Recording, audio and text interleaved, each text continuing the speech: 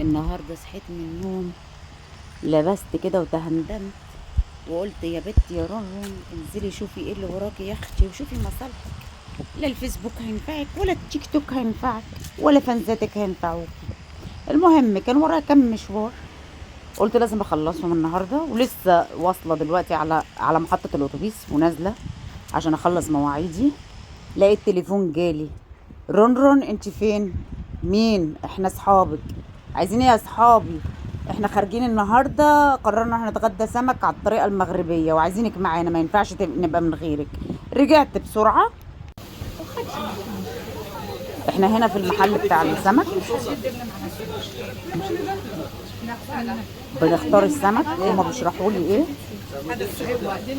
ده. ايه شرموليتي شربيتا؟ الصغير ده شرموليتا هذا السردين. حاجه هنجيب حلوه سردين خالص. كمان؟ هناكل سمك بالشرموله. ده شطون، هذا الشريل. والشرموله فين الشرموله؟ احنا هنا بنختار انواع السمك اللي هيعملوها لنا. كزبره، كمون، فلفل احمر، ملح وشطه. دي اسمها ايه؟ شرموله.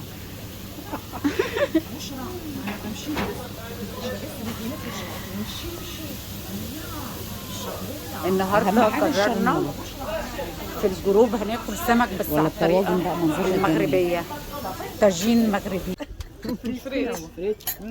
السمك نزل هنا طبعا. لا لا لا، حاجات تفتح النفس. هي دي الشرموله يا جماعه. ايه ده بقى؟ ده طبق سمك. ايوه على الطريقه الصوص المغربيه. اللي هناك ده الشرموله. دي الشرموله. الشرموله وده سمك الجمبري، جمبري. الكالامار.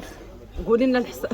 انا بحب عدي للزو شحال وحده؟ اي لا الوجال لا لا لا لا. الشرموله اللي هي الكراوده المغربيه. الطماطم مع الكمون والشطه كانت خروجه حلوه. واثق في المطبخ المغربي، بحب طريقتكم في السمك. طب انت يا روني ما تعرفيش تعملي الاكل ده في البيت؟ لا اعرف اعمله واعمل احسن منه. هذاك الجروب تبع بس احنا خارجين عشان اللمه الحلوه والقعده الحلوه والخزلخ الوقت اللطيف اللي احنا هنقضيه مع بعض. كروفيت جمبري كريفيت. انا انبسطت جدا جدا. كروفيت قمرون. كامرون مغربي. كامرون على حسب المدينه. وانت عندكم في اسكندريه بتسموه ايه؟ جمبري. طب وده بالمغربي ايه؟ هنا بسالهم انا ده ايه ده بالمغربي؟ ده بقى ده ايه؟ ماشي كلام هذا. حبار. يقولوا لي انواع الاسماك دي بقى بالمغربي. اخطبوط صغير نحطه في الشرنوقه.